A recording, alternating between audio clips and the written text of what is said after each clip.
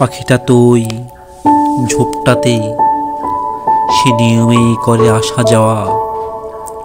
কত অকাল বৃষ্টি, কত অনাবৃষ্টির গল্প গেয়ে গেল পাখিটা নিরালায় বসে একা একা।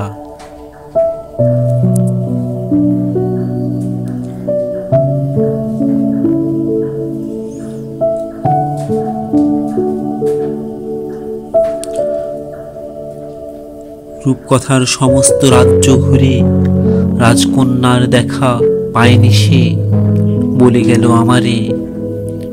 আমি বললাম, তুমি তো জানো না, আজকাল রাজকন্যারা আর রূপকথার রাজ্যে থাকে না, তাহারা পরী হয়ে গেছে, থাকে গগনের মহাশূন্যে ছায়াপথে ছায়াপথে।